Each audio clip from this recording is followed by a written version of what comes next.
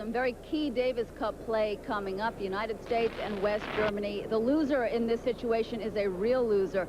That country will have to re-qualify for Davis Cup, and no one wants to go through that re-qualification process. It means playing an enormous number of matches. You know, for the third year in a row, the United States Olympic Festival has included events for disabled athletes. They keep rotating the events each year. This year, they include wheelchair tennis, amputee volleyball, and wrestling for the blind and the hearing impaired. There are some extraordinary young men involved in that sport. We'd like to show them to you.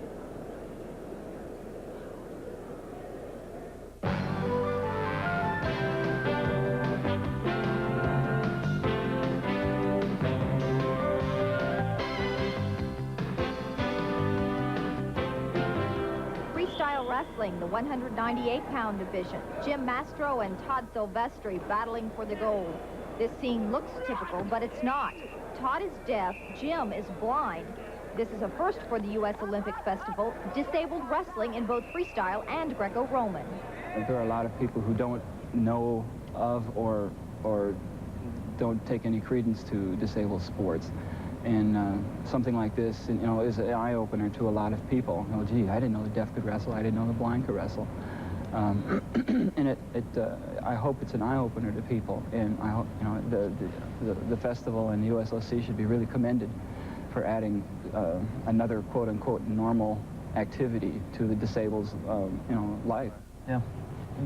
Deaf people have no opportunity to, a lot of times, to go around to other types of competition and matches. Now more and more opportunities. Yeah. So he feels thrilled, and maybe he can provide some leadership for later for other people,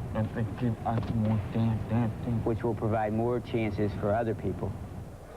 Todd Silvestri, 24 years old, from Marcus Hook, Pennsylvania, and 39-year-old Jim Mastro, the only blind person in America to have earned a PhD in phys ed.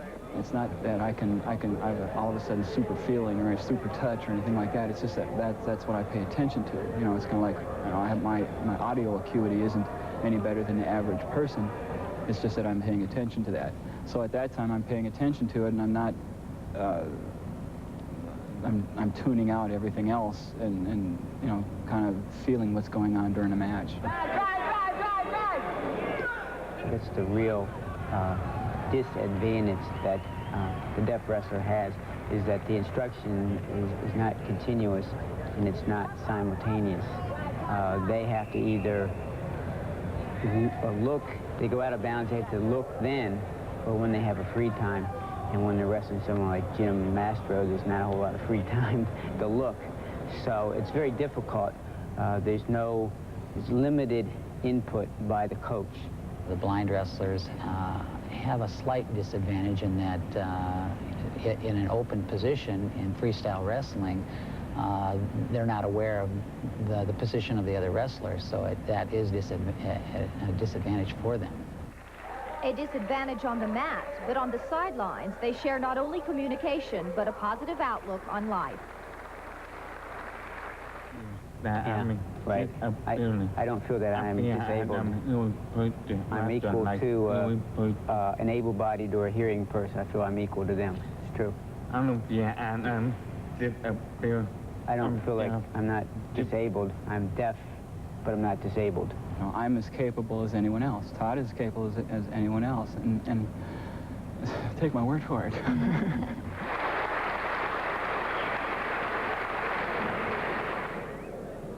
Todd Silvestri, who is deaf, also plays baseball and football. Jim Mastro out of Fridley, Minnesota, on Saturday night won the gold in Greco-Roman as well as freestyle wrestling. But the blind athlete will give up his wrestling career and concentrate now on judo. He's also the only blind person in the United States who holds a PhD in physical education, and this remarkable athlete will turn 40 this Wednesday. We'll turn to boxing next. Two 139-pounders who'll stand toe-to-toe in the center of the ring may not use all the ring in front of Al Bernstein. Arthur Martinez and Nick Kokuris. That's coming up next. Still to come, Brian Boitano. Will he try that quadruple toe loop? Well, he's filed a flight pattern with air traffic control and the FAA. We'll find out when we come right back. Welcome back to the Raleigh Civic Center. I'm Al Bernstein, happy to share with you this second night of Olympic Festival Boxing, and we have a very special matchup next. Nick Koukouras, two-time Olympic Festival champion, taking on a young man that could give him lots of trouble, Arthur Martinez. They're both very aggressive, good inside boxers. See how they do. Let's go to Buck for the introductions. Bout number 8, 139 pounds, in the red corner, representing the East team, from the United States Marine Corps, Camp Lejeune, North Carolina, Arthur Martinez. And representing the South team, in the blue corner, from St. Louis, Missouri, Nick Koukouras. And for Nick Koukouras, there has been much in what has been a very short 3-year amateur career. Look how well he's done. U.S. champion 3 years running, and he's won this festival for the last 2 years. So you can't do much better in 3 years than this young man has done. He's in there with a tough one. King Arthur is his nickname. Martinez is a 5'8" 21-year-old from Trinidad, Colorado. He's now in the U.S. Marines, stationed at nearby Camp Lejeune, North Carolina. That's why he got such an ovation. Of course, last night we saw Anthony Hembrook, who was stationed at nearby Fort Bragg, with a big rooting section. Koukouras, of course, the favorite in the spot, but he told me yesterday that he's not been feeling well. All of the boxers have been training for the last 3 weeks in Camp Lejeune, and it was very hot. It was like 100 degrees there with tremendous humidity, and Nick said he just was very uncomfortable. Good right hand by Koukouras. It'll be like this, I think, for however long this fight lasts. Both men on the inside banging away. Good hook by Martinez. Staggered Koukouras, it looked like. If there's a criticism of Koukouras, it is that he gets hit too often. Offensively, though, there's no question he is one of the best in the United States. He's got a great arsenal of punches. Good jab by Koukouras, a punch that he underuses. Good straight right after the jab, and a body punch by Koukouras. Of course, Sarfaraz gave him a warning to Koukouras for low blows. The jab of Koukouras as good as I've seen it right now. Martinez trying to press the action. This youngster is a very good body puncher. He wants to go downstairs. So far, he hasn't had a good opportunity. There, he lands a couple to the head. Takes a good right by Koukouras. And so far, Martinez, who said to me yesterday that he wanted to go to the body of Koukouras, has really concentrated more in the head.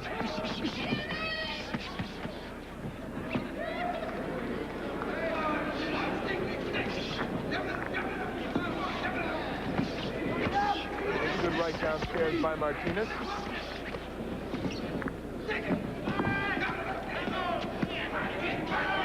Koukouras with a punch that looked like it landed a little low, and Martinez winced and complains to Marco Sarfaraz. That's the second caution for low blows to Koukouras. One more, and Marco might take away a point with a warning. Again, the jab of Koukouras. At 22, with 5'10" light welterweight, Nick Koukouras, in 3 years of boxing, has had really a tremendous career so far. We're winding down to the end of round 1.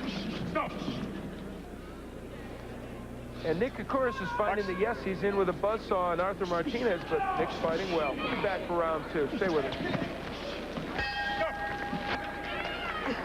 When Nick Koukouras remembers the jab, this is what happens. Look at good straight right hand. I didn't land the jab, but it set up that right beautifully. So for Nick, that jab becomes a very important weapon. We move into round 2. Nick Koukouras from St. Louis, defending festival champion for the last 2 years, taking on Arthur Martinez, 21-year-old from Trinidad, Colorado, now stationed in nearby Camp Lejeune here in North Carolina. Martinez won the U.S. Marine Championship in 85, 86, and 87, and the Armed Forces title those same years. And they won the Eastern Olympic Fest trials to get into this tourney, defeating Anthony Ross.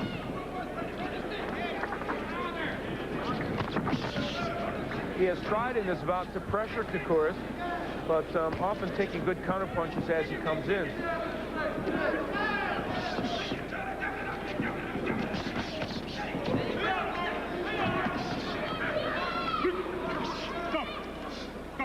Break. Just a little blood from the nose of Kokoris.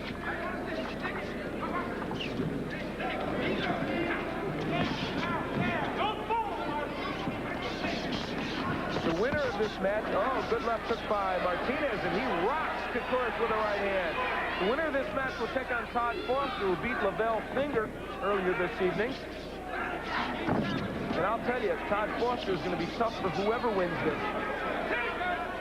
Martinez having a good beginning portion of the second round. Good uppercut by Kokoris. And he takes an uppercut by Martinez. Arthur Martinez, like Vernon McGriff before him earlier, who fought two-time champion Kelsey Banks, not awed at all by Kokoris' press clippings. McGriff lost a disputed decision, certainly the crowd disputed it when it was announced, to Kelsey Banks.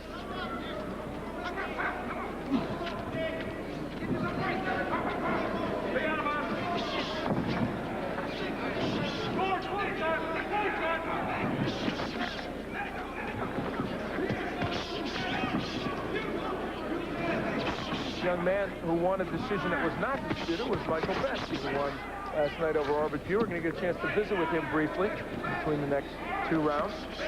Good right by Kokoris.